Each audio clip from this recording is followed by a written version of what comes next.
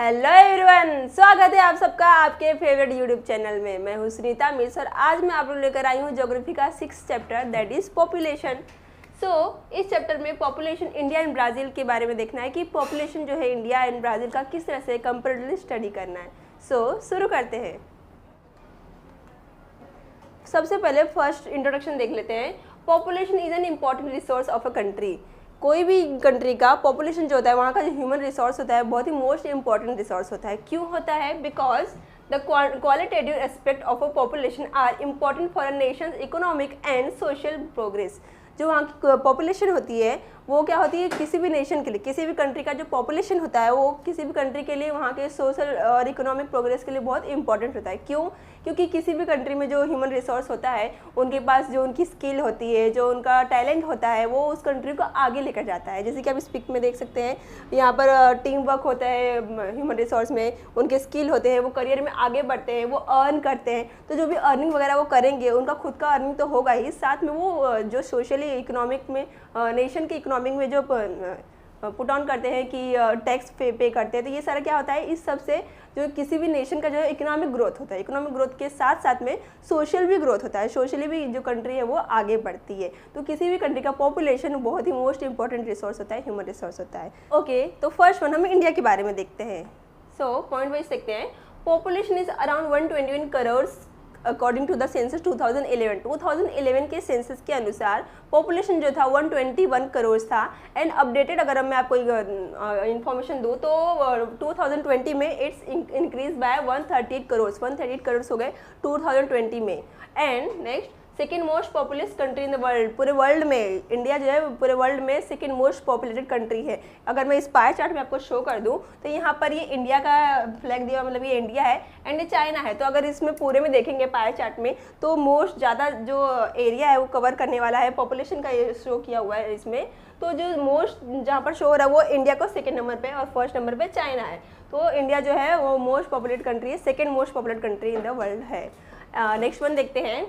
Occupies only 2.41% of land area and it supports 17.9% of the world's population।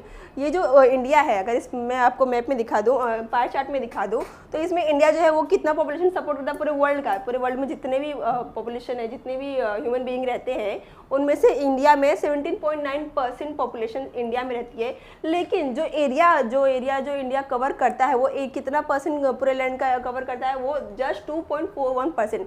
मतलब थोड़ी सी जगह में बहुत सारे लोग रहते हैं इंडिया में।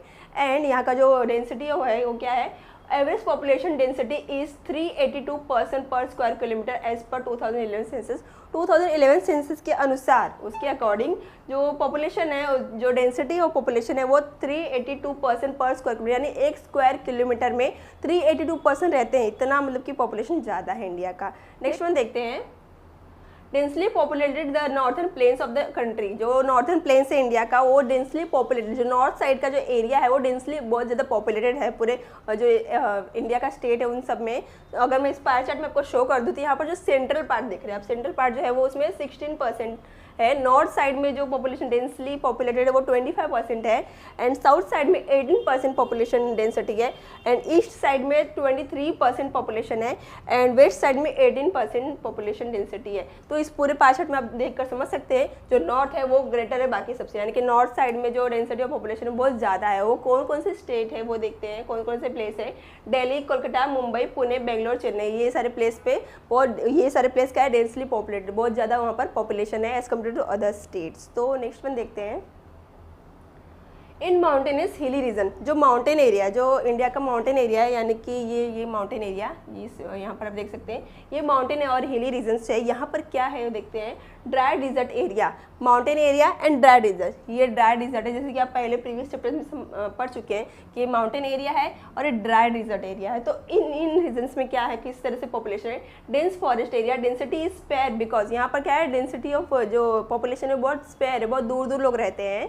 And because of the inaccessible absence of facilities and tough life, वहाँ की जो लाइफ है बहुत इनएक्सेसिबल है, मतलब ह्यूमन बीइंग को रहने के लिए जो बेसिक नीड्स चाहिए वो एक्सेसिबल नहीं है वहाँ पर। जो फैसिलिटी चाहिए इंसान को रहने के लिए, प्रॉपर लाइफस्टाइल जीने के लिए, वहाँ पर इनएक्सेसिबल है, यानी कि वहाँ पर फैसिलिटी प्रोवाइड नहीं अच्छी तरह से। कौन सी रीजन्स है वो? ये हिली रीजन्स, ये ड्राई डिजर्ट रीजन्स, और कौन से रीजन्स हैं? डेंस फॉरेस्ट और डेंस फॉरेस्ट एरिया, यानी कि ऐसे प्लेसेस जहाँ पर जो फैसिलिटी ह्यूमन बीइंग को जो बेसिक नीड्स चाहिए होती है ह्यूमन बीइंग के सेटलमेंट के लिए, प्रॉपर सेटलमेंट के लिए, वो जो ये सारे एरिया है यहाँ पर अच्छी तरह से एक्सेसिबल नहीं है, फैसिलिटेट नहीं है, इसलिए वहाँ पर जो डेंसिटी ऑफ पॉपुलेशन है वो स्पेयर है, मतलब बहुत कम लोग रहते हैं, बहुत दूर दूर लोग रहते हैं। नेक्स्ट वन देखते हैं। Due to the fertile land की वजह से और plain land and availability of water, human settlements establish. किसी भी प्लेस में रहने के लिए ह्यूमन बीइंग को क्या चाहिए? जो लैंड है वो फर्टाइल होना चाहिए, वहाँ पर एग्रीकल्चर के लिए काम आ सके, साथ में प्लेन लैंड हो, जो लैंड वो प्लेन हो, ऐसे उबड़ खाबड़ माउंटेन एरिया ना हो, एंड अवेलेबिलिटी ऑफ वाटर, यानी कि वाटर का अवेलेबल होना चाहिए, वाटर रिसोर्स होनी चाहिए, वाटर बॉडीज़ होनी चाहिए।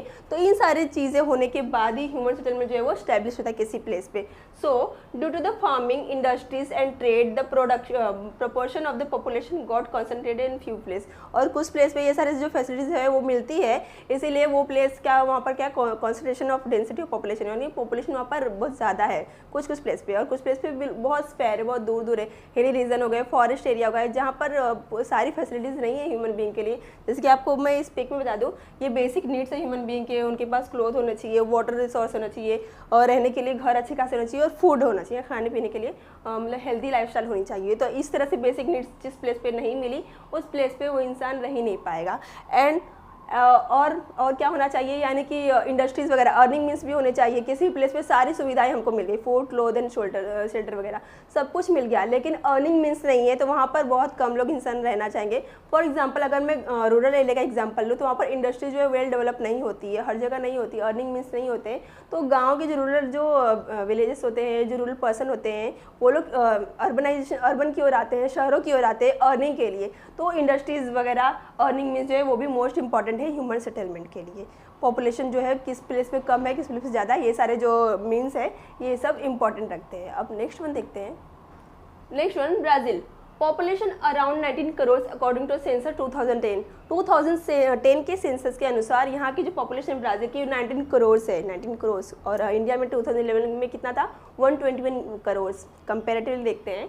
Next one, it rank 5th in the world with respect of to the area as well as population. Area और पॉपुलेशन दोनों के मामले में जो ब्राज़ील है वो 5th रैंक पर आता है, 5वें नंबर पे आता है। मीन्स जो पर्सन है, जो जितने पॉपुलेशन वहाँ पे रहते हैं, उस रैंक में भी पूरे वर्ल्ड में ब्राज़ील जो है 5th रैंक पर है। और कितना एरिया कवर करता है ब्राज़ील जो है एक्सटेंट में, उस एरिया के अकॉर्डिंग भी 5th रैंक पर आता है ब्राज़ील। नेक्स्ट वन देखते हैं। Brazil occupy 5.6% of the world's total land. जितना ऑक्यूपाई जो ब्राज़ील करता है, जितना लैंड, जितने एरिया में जो उसका एक्सटेंट है ब्राज़ील का, वो कितना है पूरे वर्ल्ड के लैंड में? 5.6% of the world's total land and has 2.78% of the world's total population. और टोटल पॉपुलेशन, पूरे वर्ल्ड की टोटल पॉपुलेशन का कितना परसेंट ब्राज़ील में लोग रहते हैं? That is 2.78%। Next one, the density of population is around 23% per square kilometre. यहाँ की जो डेंसिटी ऑफ पॉपुलेशन अगर हम लोग एवरेज निकालते हैं तो कितना आ रहा है पर स्क्वायर किलोमीटर में? 23% लोग रहते हैं। मतलब कि अगर मैं आपको यहाँ इस पाई चार्ट में अगेन शो कर दूँ तो ये चाइना हुआ first rank, second India, USA, Indonesia and Brazil. 5th rank पर ब्राज़ील आता है। तो ये ब्राज़ील जो है वो कितना, यहाँ पर कितना पॉपुलेशन है? 2.8%, दैट इज 7.8, तो वो राउंड फिगर में 8 हो गया, तो 7-8% जो है वो ब्राज़ील में आता है। यानी कि इतने कम लोग रहते हैं इतनी ज़्यादा जगह में, बहुत ज़्यादा जो एक्सटेंट है ब्राज़ील का वो बहुत ज़्यादा है, और बहुत ज़्यादा में कम पर्सन रहते हैं, इसीलिए वहाँ का जो एवरेज डेंसिटी ऑफ पॉपुलेशन है वो कितना है? 23% पर स्क्वायर किलोमीटर। इंडिया में कितना था? 282% पर स्क्वायर किलोमीटर। तो आप लोग कंपेरेटिवली देख सकते हैं कि इंडिया में जो पॉपुलेशन डेंसिटी बहुत ज़्यादा है, ब्राज़ील में बहुत कम है, इसीलिए जो ब्राज़ील है वो 5th रैंक पर आता है, एरिया के मामले में भी और पॉपुलेशन के मामले में भी। अब नेक्स्ट पॉइंट देखते हैं। The majority of Brazilian have concentrated with in 300 kilometres of the eastern coastal area. जो मेजोरिटी ऑफ पीपल्स रहते हैं ब्राज़ील में, जो most of the density of population है ब्राज़ील का, वो इस तरफ कोस्ट लाइन एरिया में। क्यों? जैसे कि आपको मैंने पहले ही बताया, जो ह्यूमन बीइंग के सेटलमेंट के लिए जो बेसिक नीड्स चाहिए होती है, जो चीज़ें चाहिए वहाँ पर ट्रांसपोर्ट होना अच्छा होना चाहिए, वहाँ पर वाटर फैसिलिटीज़ होनी चाहिए, लैंड जो है वो प्लेन एंड फर्टाइल होना चाहिए, मतलब जितने भी बेसिक नीड्स है ह्यूमन बीइंग को रहने के लिए, अर्निंग मीन्स होने चाहिए, वो सब ब्राज़ील के इस कोस्टल एरिया में और इस प्लेन में साउथ एरिया में पाए जाते हैं। इसीलिए मोस्ट ऑफ द पॉपुलेशन जो डेंसिटी है वो इस एरिया में ही है, इस प्लेस पर ही है। नेक्स्ट पॉइंट देखते हैं। Therefore, agriculture and industries have flourished well here। इसीलिए यहाँ पर मोस्ट ऑफ द पीपल्स यहाँ रहते हैं, तो वो लोग वहाँ रहेंगे तो अर्निंग मीन्स के लिए कुछ ना कुछ काम करेंगे, तो इंडस्ट्रीज और जो एग्रीकल्चर है वो इसी एरिया में वेल फ्लोरिश है, यानी बहुत ज़्यादा वहाँ पर ही ग्रोथ हो गया है इंडस्ट्रीज़ का एंड एग्रीकल्चर का, फार्मिंग का। नेक्स्ट वन देखते हैं। The interior in the Brazil basin is very sparsely populated. जो ब्राज़ील अमेजोन बेसिन है वो उसका अंदर जो इंटीरियर पार्ट है वो क्या है, बहुत ही स्पेयरली है, स्पेयरली वहाँ पर पॉपुलेटेड है। क्यों? क्योंकि वो एरिया ही ऐसा है ना, वहाँ पर क्या है, रेन फॉरेस्ट एरिया है। रेन फॉरेस्ट एरिया की वजह से वहाँ पर लोग रहना नहीं पसंद करते, ह्यूमन सेटलमेंट नहीं हो पाता, इसीलिए वहाँ पर स्पेयरली लोग रहते हैं, वहाँ पर पॉपुलेशन जो है बहुत ही स्पेयर है। नेक्स्ट वन देखते हैं।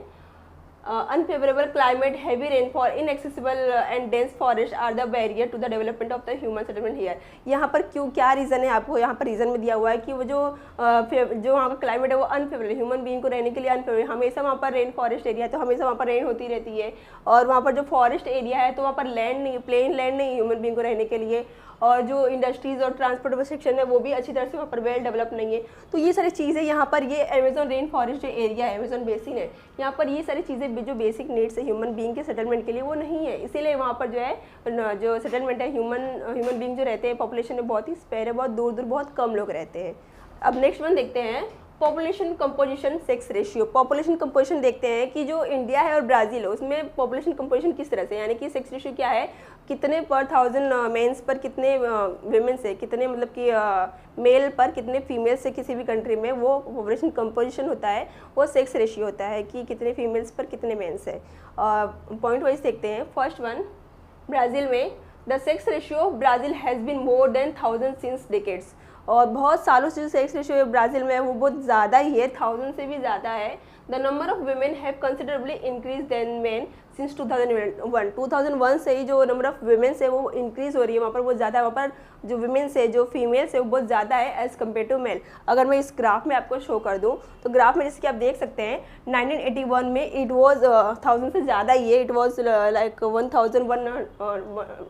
1010 है, और वो ये इंक्रीज़ ही होते जा रहा है। इस ग्राफ को अगर देखते हैं तो यहाँ से देखो ये इंक्रीज़ होते रहा है, और एट द पॉइंट ऑफ 2001 ये स्टॉप होके और वहाँ से रैपिडली इंक्रीज़ होगा 2011 में जिससे आप देख सकते हैं रैपिडली इंक्रीज़ होकर के वो अराउंड 1100 तक पहुँच गया है। तो ब्राज़ील में जो सेक्स रेशियो बहुत हायर है, 1000 से तो ज़्यादा ही है वहाँ पर, यानी मेंस जो है अगर 1000 है तो उस पर 1100 जो है विमेंस है यहाँ पर, according to census 2011।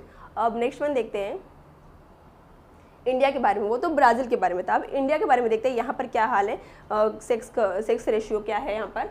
In India we see fluctuations in the sex ratio. यहाँ पर इंडिया में फ्लक्चुएशंस होते रहते हैं, कम ज़्यादा होते रहते हैं, और वो क्या है सो देखते हैं। Since few decades there has been a slight increase in the sex ratio after 1991 के बाद जब अवेयरनेस हुआ, सोशल अवेयरनेस हुआ, लोगों में ये जो थॉट था कि गर्ल चाइल्ड नहीं होनी चाहिए, तो ये थॉट जो है वो निकल जाने के बाद, ओपन माइंड होने के बाद, जो अवेयरनेस आने के बाद जो है 1991 से यहाँ पर जो सेक्स रेशियो वो स्लाइटली इंक्रीज़ होने लगा, बढ़ने लगा। यहाँ पर अगर मैं आपको ग्राफ में बता दूँ तो ये देखो ये फ्लक्चुएट हो रहा है, कभी गर्ल चाइल्ड कम हो रहे हैं, ज़्यादा हो रहे हैं, कम हो रहे हैं, ज़्यादा, इस तरह से फ्लक्चुएट होते होते इंक्रीज़ हुआ, और 1991 से थोड़ा इंक्रीज़ होते होते थोड़ा अभी कहाँ पहुँच गया, 980 तक पहुँच गया है। इस तरह से बहुत कम है, कंपेयर टू ब्राज़ील तो बहुत कम है, बट धीरे धीरे इंक्रीज़ हो रहा है सेक्स रेशियो यहाँ पर। नेक्स्ट वन देखते हैं। Next one is population growth rate. जो पॉपुलेशन बढ़ रही है, पॉपुलेशन जो बढ़ रही है उसका जो ग्रोथ रेट है वो ग्रोथ रेट क्या है वो देखते हैं ब्राज़ील एंड इंडिया में। So first one, Brazil, the rate of growth of population has reduce in Brazil. जो ग्रोथ रेट है ब्राज़ील का वो बहुत रेट जो है बढ़ने का, पॉपुलेशन बढ़ने का वो कम हो गया है, बहुत रिड्यूस हो गया है। ब्राज़ील्स पॉपुलेशन में not increase in the next 2 decades. यहाँ का जो पॉपुलेशन है, ब्राज़ील का जो पॉपुलेशन नेक्स्ट 2 डिकेड्स तक तो बढ़ा ही नहीं है बहुत, मतलब कि जो ग्रोथ रेट है यानी कि 1%, 10%, ये जो परसेंट में बढ़ते हैं, ये सारे क्या है, यहाँ पर ग्रोथ रेट जो है वो बहुत कम हो गया है, रिड्यूस हो गया है। अगर मैं इस ग्राफ में आपको बता दूँ तो जो पॉपुलेशन है वो 1960 में जो ग्रोथ रेट था, पॉपुलेशन बढ़ने का जो रेट था वो परसेंट में, वो 3% तक था, और वो ग्रोथ रेट धीरे धीरे कम होते होते बहुत ही कम हो गया, and now in 2000 it was 0.5%, यानी कि वो ग्रोथ रेट बहुत ही कम, बहुत ही रिड्यूस हो गया है। यहाँ पर जो पॉपुलेशन ग्रोथ का जो रेट है वो बहुत ही कम हो गया है, कम हो। नेक्स्ट वन देखते हैं, population growth rate in India from 2001 to 2011, 2001 से 2011 तक क्या हुआ, India's population increase by 18.2 crore, 18.2 crore में बढ़ गया। अगर मैं इस ग्राफ में शो कर दूं तो ये 2001 से 2011 का देखते हैं, ये रहा, इतने प्लेस में, इतने में कितना, देखो यहाँ से जो है वो ग्रोथ रेट जो है बढ़ गया, यानी कि पॉपुलेशन ग्रोथ का जो रेट है वो इंक्रीज हो गया बाय कितना, कितने लोगों में, 18.2 करोड़, 18.2 करोड़ जो है वो बढ़ गए पीपल्स, लेकिन जो रेट है वो कम हो गया। किस तरह से, population growth rate was higher till 1971, जो पॉपुलेशन ग्रोथ रेट था वो बहुत हाई था, जिसके आप इस ग्राफ को देख सकते हैं, ये यहाँ पर बढ़ रहा है बट स्लाइटली फिर बाद में आके कम हो गया अवेयरनेस की वजह से कि पॉपुलेशन जो है वो स्मार्ट फैमिली, मतलब कि हम दो, हमारे दो, इस तरह की फैमिली होनी चाहिए, और फैमिली प्लानिंग लोग करने लगे, तो इसकी वजह से पॉपुलेशन ग्रोथ रेट है वो धीरे धीरे स्लाइटली कम होने लगा। Next, the rate of the population growth is now declining, और इस समय पर अब धीरे धीरे जो रेट है पॉपुलेशन ग्रोथ का वो धीरे धीरे कम हो रहा है, परसेंट जो बढ़ने के हैं वो परसेंट कम हो रहे हैं इस समय पर, because of social awareness and all plannings. Next one देखते हैं, लाइफ एक्सपेक्टेंसी। जो लाइफ एक्सपेक्टेंसी है किसी भी पर्सन का, कि किसी भी कंट्री का जो पर्सन है कितने साल तक, एवरेजली कितने ईयर्स तक वो है वो जिंदा रह सकता है, हेल्थी रह सकता है, वो क्या है वो देखते हैं।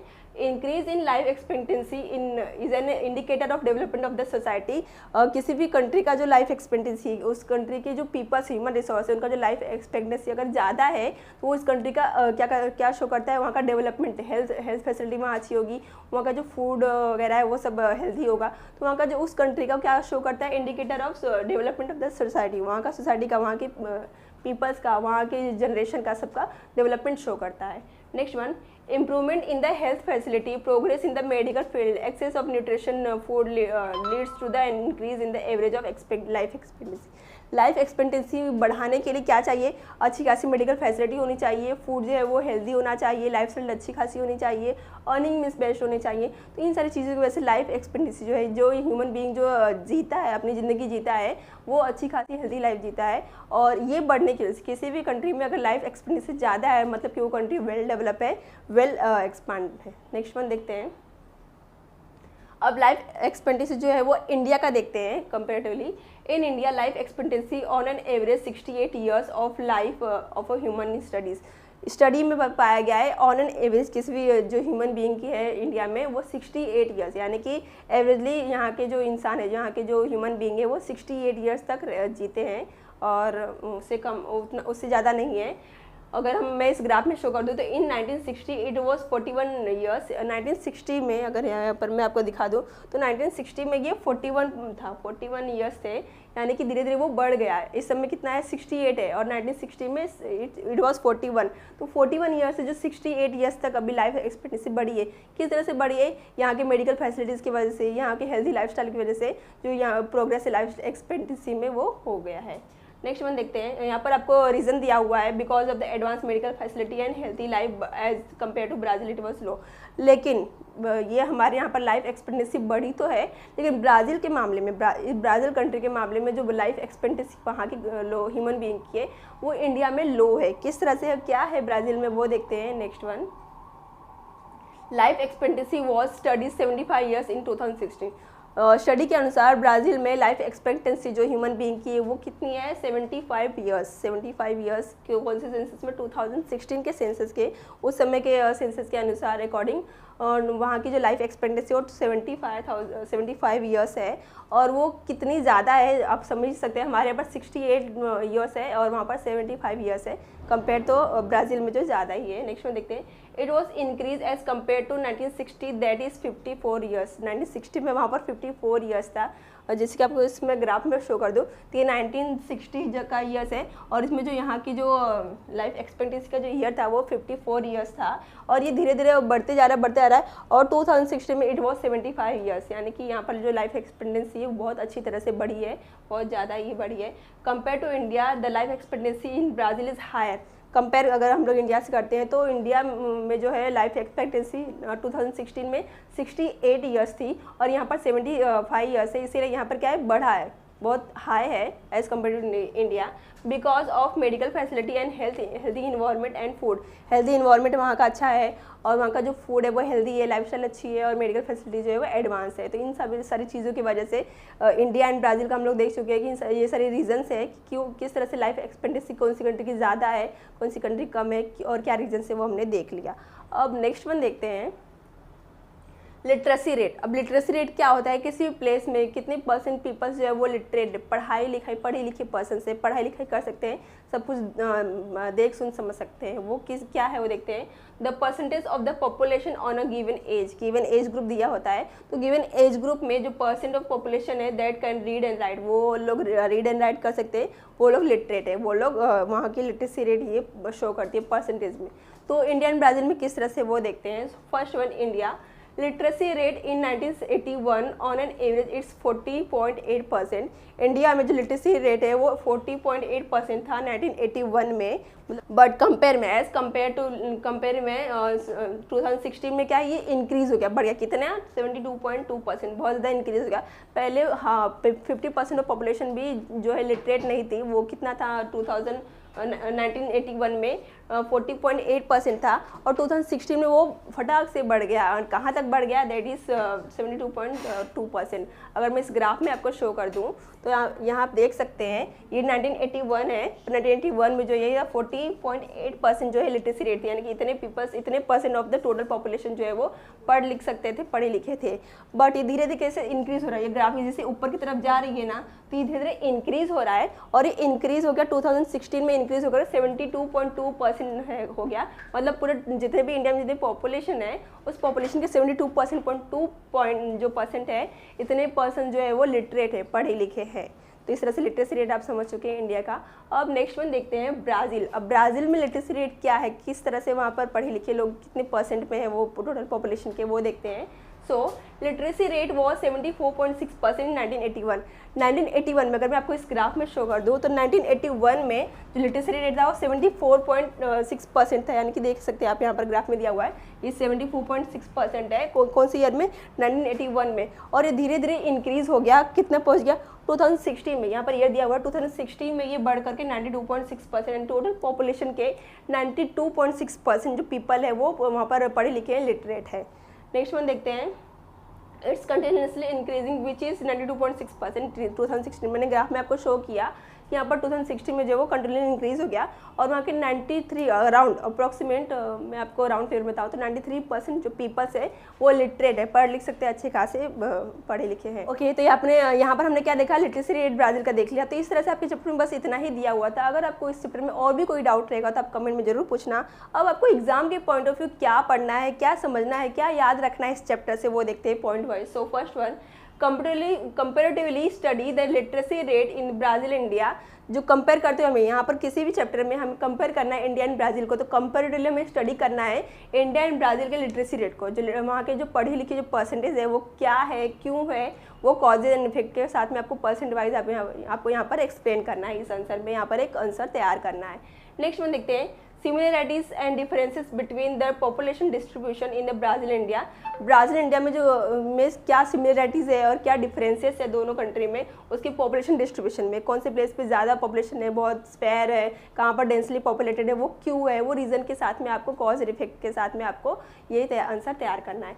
नेक्स्ट वन देखते हैं, correlate climate and population distribution. Climate जो है वो क्या अफेक्ट करता है पॉपुलेशन के डिस्ट्रीब्यूशन पर, वो भी आपको आंसर ध्यान देना है यहाँ पर, कि जो इनएक्सेसिबल जो जैसे कि आपको ब्राज़ील का एग्जांपल, तो ब्राज़ील में जैसे रेन फॉरेस्ट एरिया है वहाँ के अमेजोन बेसिन, रिवर बेसिन में, तो वहाँ पर जो क्लाइमेट है वहाँ का वो इनएक्सेसिबल है ह्यूमन बीइंग के सेटलमेंट के लिए। तो वो क्या कॉज है वो वहाँ के स्पेयर पॉपुलेशन के लिए। तो जो पॉपुलेशन डिस्ट्रीब्यूशन है उसमें क्लाइमेट किस तरह से अफेक्ट करता है, वो उस तरह का एक आपको आंसर यहाँ से प्रिपेयर करना है। तो यहाँ पर आपका चैप्टर फिनिश होता है, सारे पॉइंट्स कवर होते हैं। और thanks for watching, keep like share subscribe to our channel. मिलते हैं नेक्स्ट लेक्चर में, तब तक के लिए बाय बाय।